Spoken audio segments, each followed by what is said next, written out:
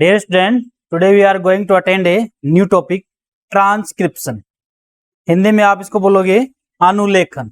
देखो, आपको बात ये समझनी है, ये जो अनुलेखन का जो टॉपिक है ना, बड़ा ही टफ टॉपिक होता है, जटिल प्रकार का होता है। और आप इसको जब तक सही से नहीं समझोगे, इसकी बेसिक चीजें आप नहीं जानोगे, तब तक ये आपको कंप्लीटली समझ में नहीं आएगा। ठीक है, तो आपको ये बहुत ही अच्छे से समझना है। आपके सारे जो कॉन्सेप्ट होंगे वो सारे क्लियर होंगे। अदरवाइज कोई कॉन्सेप्ट रह जाता तो आप अपनी रफ कॉपी में लिखें और क्लास के बाद में मेरे से डिस्कस कर लें। ठीक है,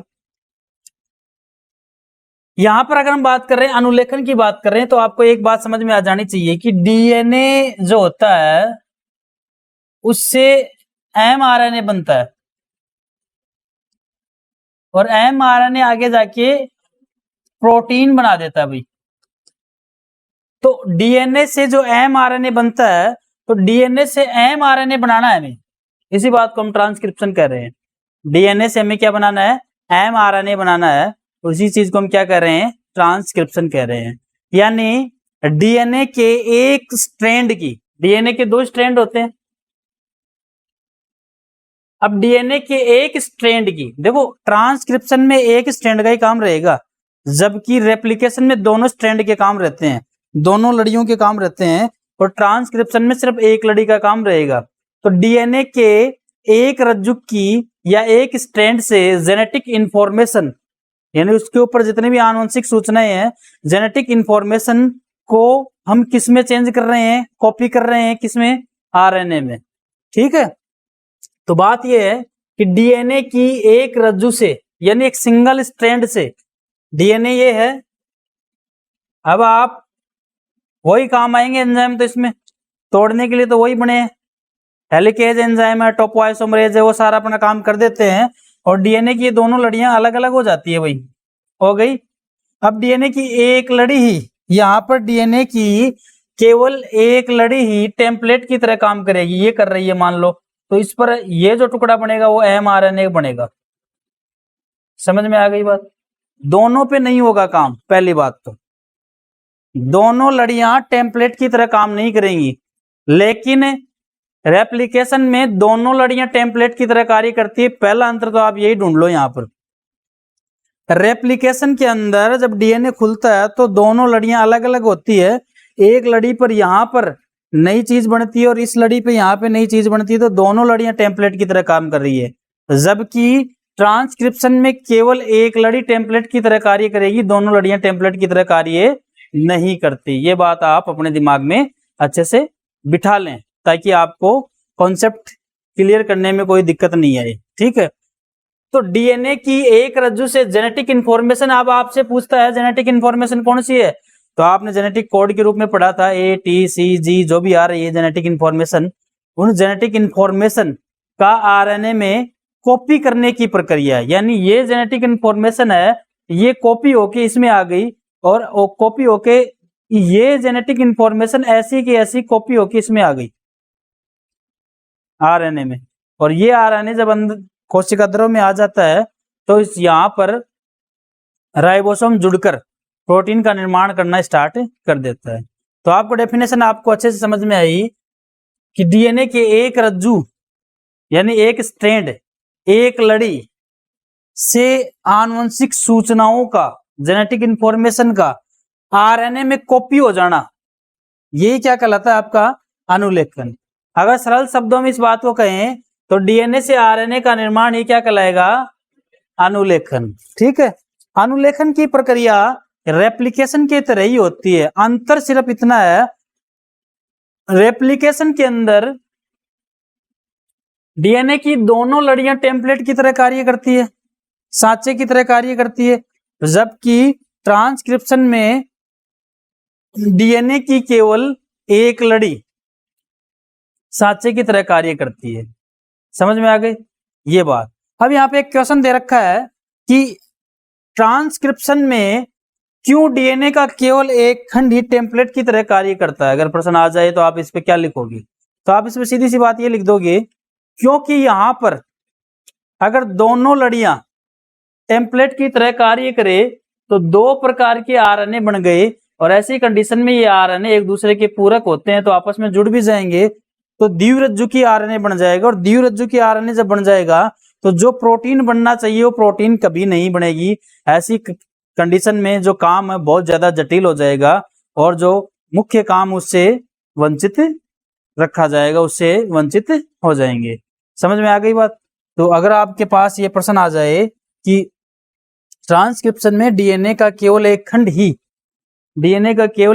टेम्पलेट की तरह क्यों कार्य करता, दो क्यों नहीं करते? तो सीधा सा आंसर आप क्या दोगे? अगर दो टेम्पलेट की तरह कार्य करे तो दो आरएनए बनेंगे, और दो आरएनए आप जानते हो एक दूसरे के पूरक रहेंगे। कैसे? जैसे मान लो यहाँ पे ए और टी है, यहाँ पे सी और जी है, ये डीएनए की लड़ी है, मान लो दोनों टेम्पलेट की तरह कार्य। अब यहाँ पर ये आरएनए बन गए दो, क्या बन गए? तो यहाँ पर क्या आया, ए की जगह क्या आएगा, यू, और यहाँ पे क्या आ गया, टी की जगह ए, और यहाँ पर क्या आया, सी की जगह जी, और यहाँ पर क्या आएगा, सी। एक दूसरे के पूरक हो गए। ऐसी कंडीशन में ये आपस में जुड़ जाएंगे, और जुड़ जाएंगे तो द्विरज्जुकी आरएनए बन जाएगा, और द्विरज्जुकी आरएनए बनेगा तो द्विरज्जुकी आरएनए बन जाएगा। जो प्रोटीन बनेगी वो कैसी बनेगी? डिफरेंट प्रोटीन बनेगी, और डिफरेंट प्रोटीन बनेगी तो वो हमारे कोई काम की नहीं है। तो आपको ये बात ध्यान रखनी है। दूसरी अगर हम बात करें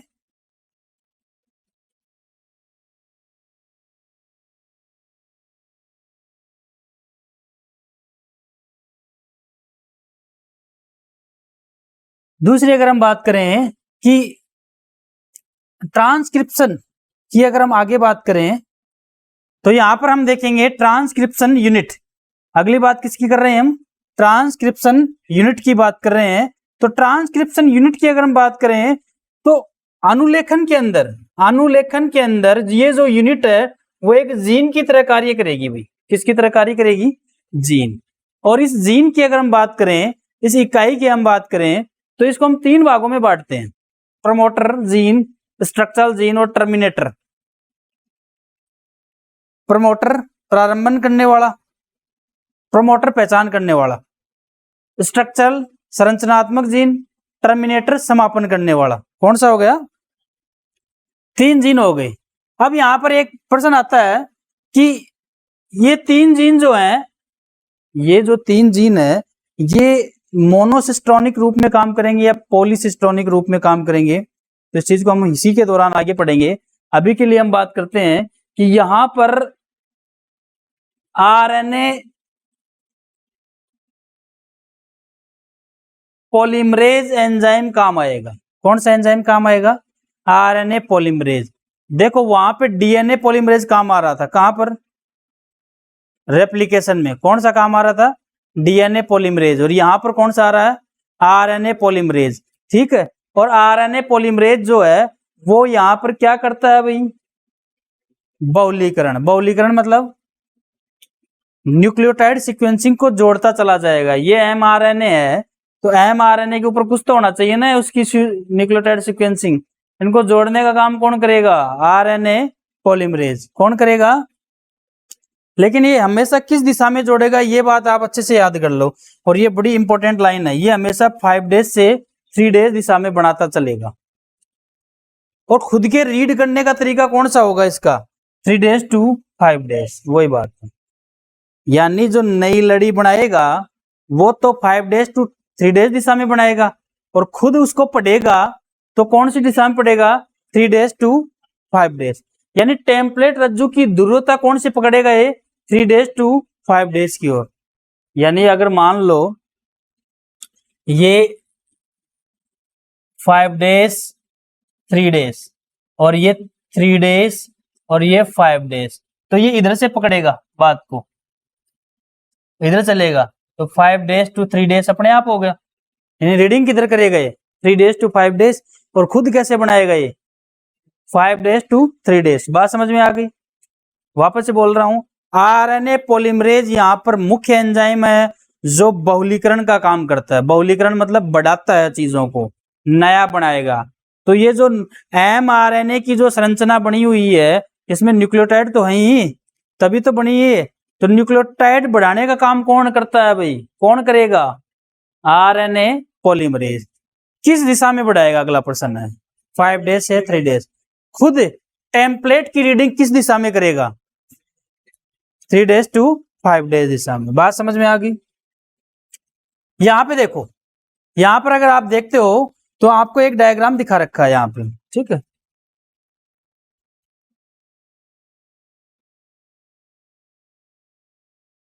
अच्छे से देखो इस डायग्राम को, आपको यहाँ पर एक डायग्राम दिखा रखा है। यहाँ पर देखो, ये एक डीएनए का स्ट्रैंड है, ये क्या है, एक डीएनए का स्ट्रैंड है, ठीक है। इस डीएनए के स्ट्रैंड पर आप देखो कुछ बातें हैं जिनको हम जान लेते हैं। ये 3 डेज टू 5 डेज सिरा है, कौन सा है, ये 5 डेज टू 3 डेज सिरा है। तो डीएनए में तो 2 लड़ियां ऐसे ही होती हैं। अब यहां पर देखो, उसकी 3 यूनिट थी, एक तो प्रमोटर, स्ट्रक्चरल और टर्मिनेटर। तो प्रमोटर तो सबसे पहले जुड़ जाएगी, क्योंकि इसको तो रीडिंग यहां से करनी है ना, तो वहीं आकर प्रमोटर इकाई तो यहाँ पे जुड़ गई। और स्ट्रक्चरल जीन इसको सूचना देता रहेगा ताकि इसकी संरचना बनती रहे। और टर्मिनेटर वो जीन होता है जहां पर यह अभिक्रिया समाप्त हो जाती है, टर्मिनेट हो जाएगी, बंद हो जाएगी। अब आप यहाँ पे देखोगे तो ये 3 डेज टू 5 डेज जो सिरा है और ये 5 डेज टू 3 डेज सिरा है, तो यहां पर आरएनए पॉलीमरेज एक नया खंड बनाना स्टार्ट कर देगा। और ये जो नया खंड बन रहा है, ये बच्चों 5 डेज से 3 डेज दिशा में बनेगा। तो आरएनए पॉलीमरेज जब नया खंड बनाएगा तो बहुलीकरण कर रहा है, और बहुलीकरण कौन सी दिशा में करेगा, ये 5 डेज से 3 डेज। और रीडिंग अगला पढ़ किधर से रहा है, 3 डेज टू 5 डेज। तो इस प्रकार से ये इधर एक खंड बनने स्टार्ट हो जाएगा। क्लियर। अब क्या ये बनने वाला खंड इसके समान है, नीचे वाले के, क्या बनने वाला ये खंड इसके समान है, बिल्कुल इसके समान ही होगा। अगर अंतर रहेगा तो टी का अंतर रहेगा, जहां पर क्या आएगा, यूरेसिल। बाकी इसके समान ही है। कैसे भाई, ये जो स्ट्रैंड है वो इसका पूरक है। जैसे अगर आप ये ले ए टी सी जी, ए टी सी जी, ये मान लो आपका खंड चल रहा है 3 डेज टू 5 डेज। कैसे चल रहा है, और नीचे का आ रहा आपका 5 डेज टू 3 डेज। तो आपका ये आएगा T A ji C, T A जी सी, ऐसे आएगा। अब आप बोल रहे हो कि ये जो नया खंड बन रहा है एमआरएनए का, यहां बनेगा 5 डेज से 3 डेज की ओर, ऐसे बनेगा ना। अब कैसा बनेगा, हूबहू ऐसा बनेगा, ए यू सी जी यू, हाँ, ए यू सी जी, यहां पर ए और यहां पे यू सी जी, ठीक है। तो देखो नीचे का जो खंड है, अरे मैंने इसको गलत कर दिया थोड़ा, पूरक आएगा ना ये इसका, टी, एक मिनट बच्चों, एक मिनट, इसको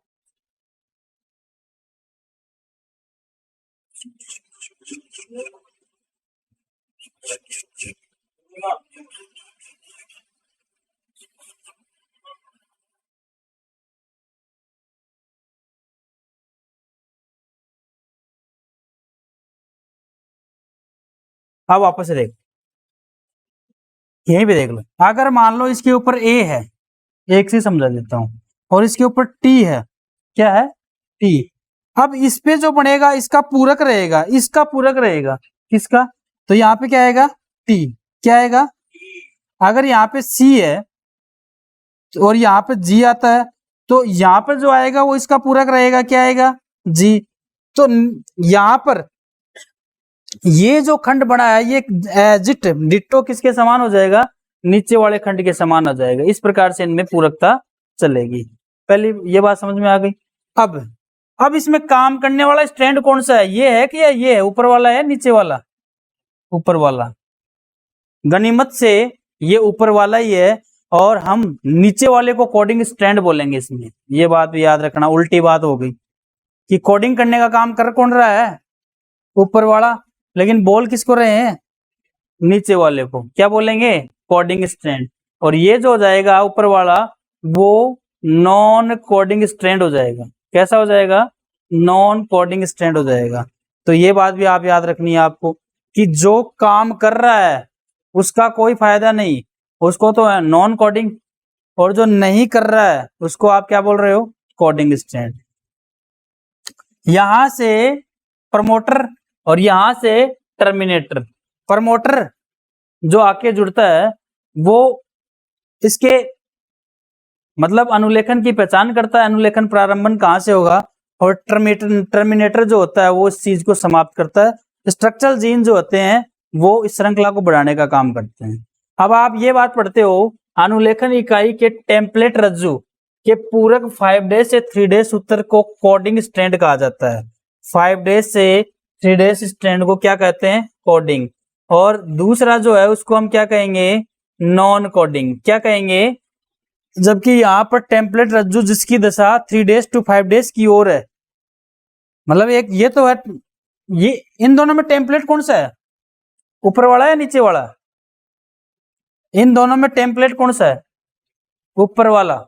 पूछो कैसे, अरे भाई टेम्पलेट वो होता है जिसको देखकर कोई चीज कॉपी हो रही है, तो ऊपर वाले को देख के कॉपी की जा रही है, नीचे वाले को, ऊपर वाले को देख के की जा रही है ना, तो यहाँ पे टेम्पलेट कौन सा होगा, ऊपर वाला, नीचे वाला टेम्पलेट नहीं कहलाएगा।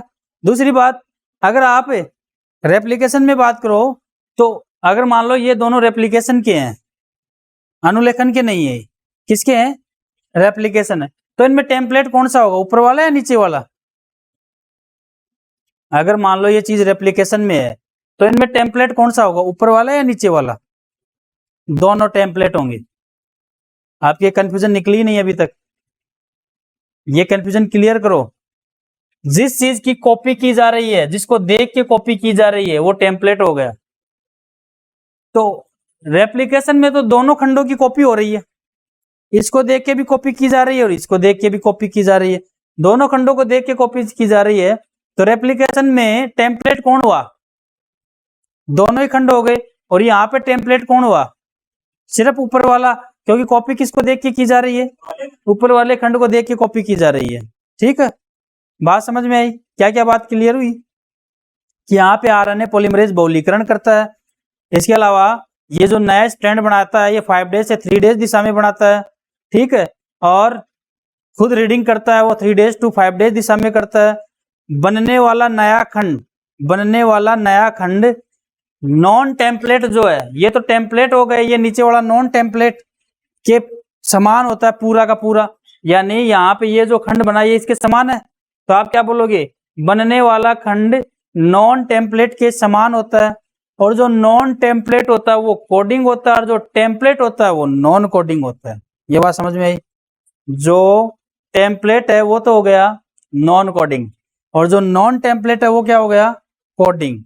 यहाँ पर जो यूनिट काम आ रही है, एक तो प्रमोटर जीन की काम आ रही है, एक स्ट्रक्चरल जीन की, और एक टर्मिनेटर जीन की। कौन कौन सी काम आ रही है,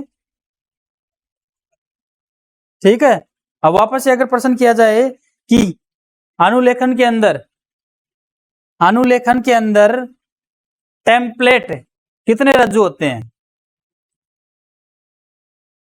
अनुलेखन में टेम्पलेट कितने रज्जु होते हैं, सिर्फ एक ही रज्जु होता है। कौन सा होता है, एक ही। कौन सा, जिसकी दिशा 3 डेज to 5 डेज की तरफ चल रही है, वो आप क्या बना दोगे, टेम्पलेट। दूसरा नॉन टेम्पलेट कहलाएगा। ट्रांसक्रिप्शन जीन की अगर हम बात करें तो यहां पर जीन को एक नए रूप से देखते हैं। तो अगर आपने पढ़ा हो कि डीएनए जो है, डीएनए का एक खंड क्या कहलाता है भाई, जीन। क्या कहलाता है, और जीन का एक खंड क्या कहलाएगा, सिस्ट्रॉन। क्या कहलाएगा, तो ये सिस्ट्रॉन है यहाँ पे।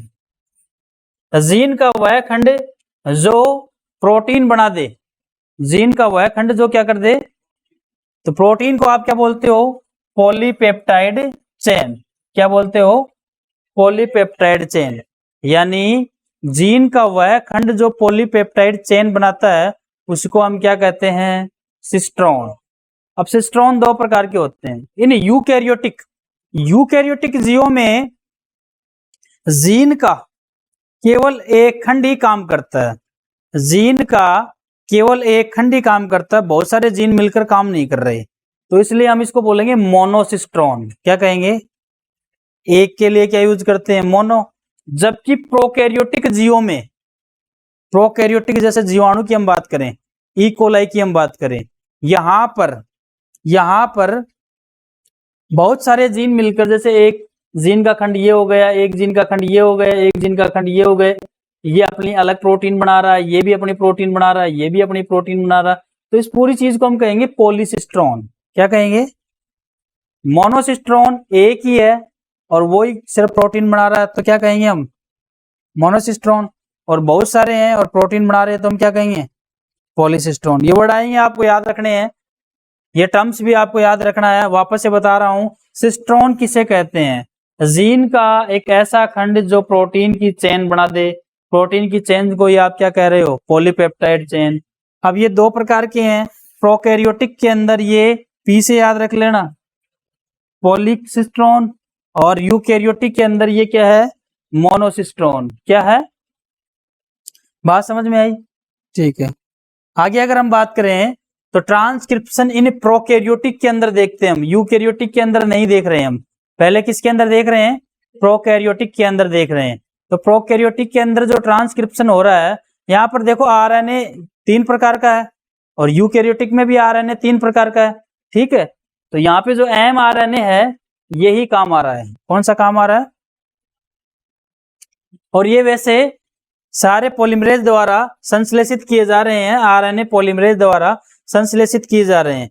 ई कोलाई जीवाणु में आरएनए पॉलीमरेज एंजाइम जो होता है 5 इकाइयों से मिलकर बना होता है भाई, ये भी बात है आपको याद, ये बात याद रखनी है आपको कि हम बात कर रहे हैं प्रोकैरियोटिक की, किसकी बात कर रहे हैं, और एक यूकैरियोटिक की। तो प्रोकैरियोटिक के अंदर आरआरएनए, टीआरएनए और एमआरएनए तीनों का ही संश्लेषण कौन करता है, पॉलीमरेज एंजाइम। कौन करता है, और कौन सा, आरएनए पॉलीमरेज, तीनों ही आरएनए है, तो कौन कर रहा है, आरएनए पॉलीमरेज। अब ये आरएनए पॉलीमरेज जो होता है वो खुद 5 इकाइयों से मिलकर बना होता है, एक 2 बीटा की, 2 अल्फा की, एक ओमेगा की और एक सिग्मा। एक कौन सी हो जाएगी, सिग्मा। कौन कौन सी है यूनिट, 2 बीटा, 2 अल्फा, एक ओमेगा और एक सिग्मा। याद रखनी है आपको ये बात अच्छे से याद कर लो आप। कौन कौन सी होती हैं, वापस याद करवा रहा हूं। हम यहाँ पे अब अनुलेखन की इंट्रोडक्शन सारा हो गया, अब हम यहाँ पर पढ़ रहे हैं कि ट्रांसक्रिप्शन इन प्रोकैरियोटिक में। तो यहाँ पर प्रोकैरियोटिक की बात कर लो चाहे यूकैरियोटिक की बात कर लो, 3 प्रकार के आरएनए होते ही हैं। इन आरएनए का संश्लेषण कौन कर रहा है, आरएनए पॉलीमरेज कर रहा है। यहाँ पर आरएनए पॉलीमरेज जो होता है वो खुद 5 इकाइयों से मिलकर बना होता है, कौन कौन सी, 2 बीटा, 2 अल्फा, हाँ, ये कुछ इस प्रकार से अरेंज रहते हैं।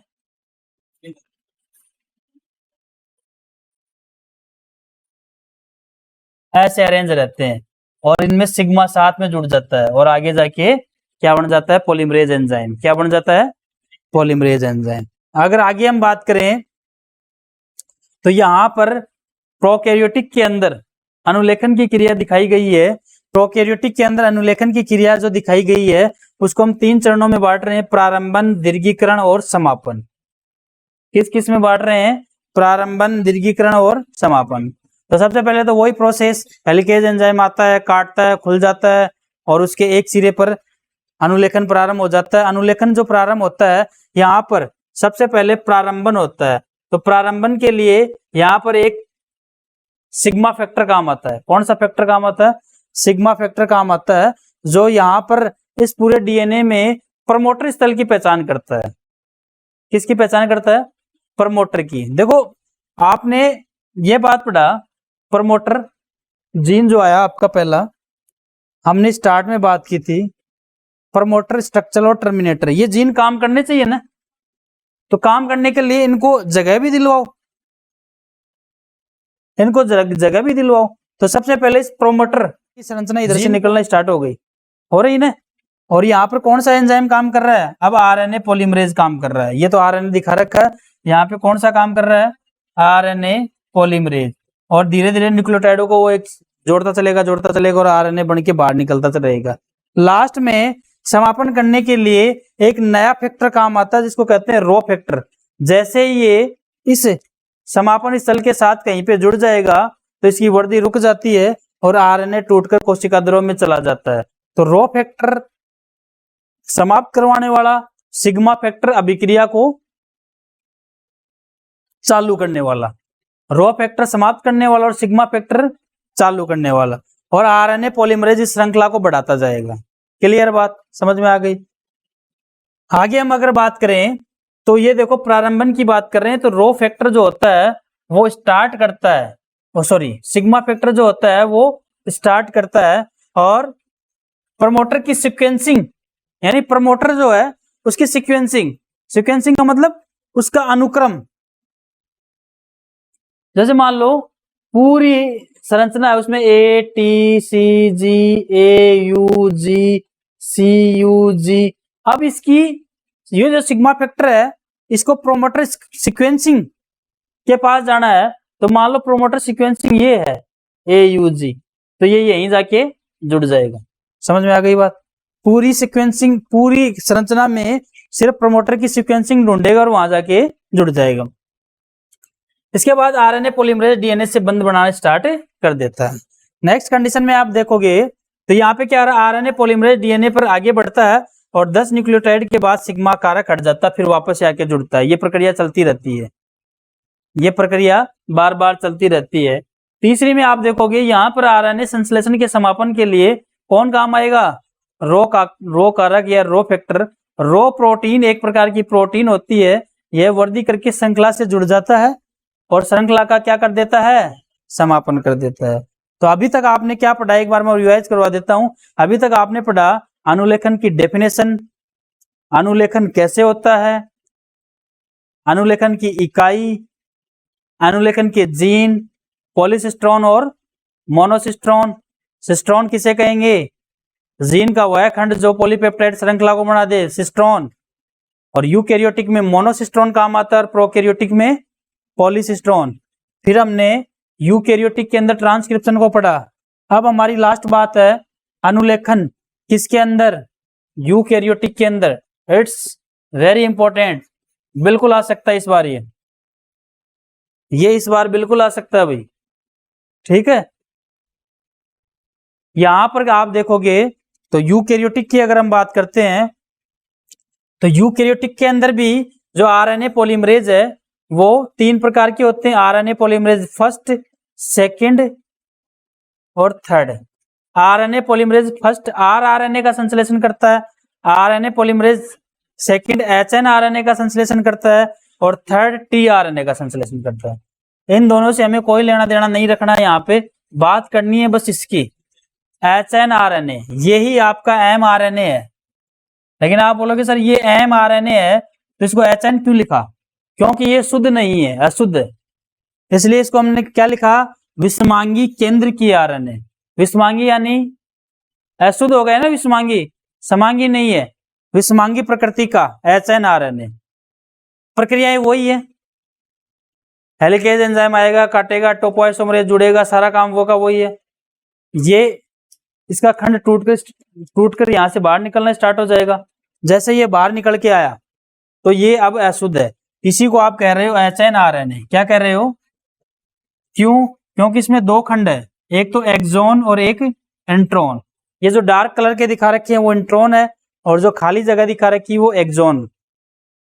ये जो एक्सोन है ये अच्छे खंड है, इनमें प्रोटीन संश्लेषण के लिए सूचनाएं हैं, लेकिन जो इंट्रॉन है वो बेकार है, तो हमें इनको निकालना होगा।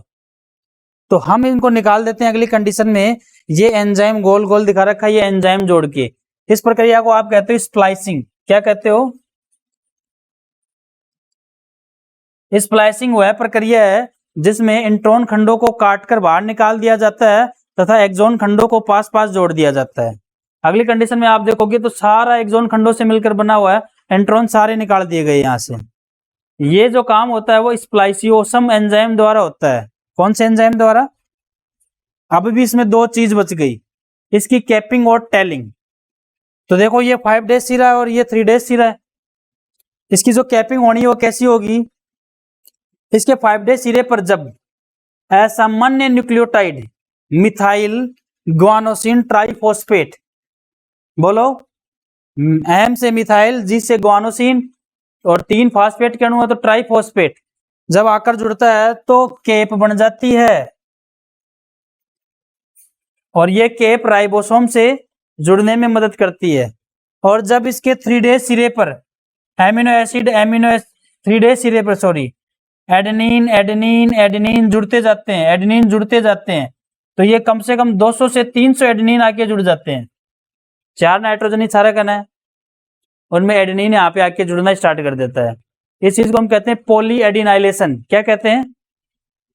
पॉली एडिनाइलेशन जब हो जाता है तो एक लंबी पूंछ बन जाती है, इस चीज को हम कहते हैं टेलिंग। क्या कहते हैं? टेलिंग। और टेलिंग जो होती है वो क्या काम करती है? इसको केंद्रक से तोड़ के बाहर निकालने में मदद करती है, क्योंकि अभी तो केंद्रक में ही तो पड़ा है ये, आप कोशिका द्रव में आएगा। इस प्रकार से ही आप यूकैरियोटिक में अनुलेखन की क्रिया जान लोगे। तो ये आपका टॉपिक हो गया आज का, ठीक है, बाकी कल देखते हैं।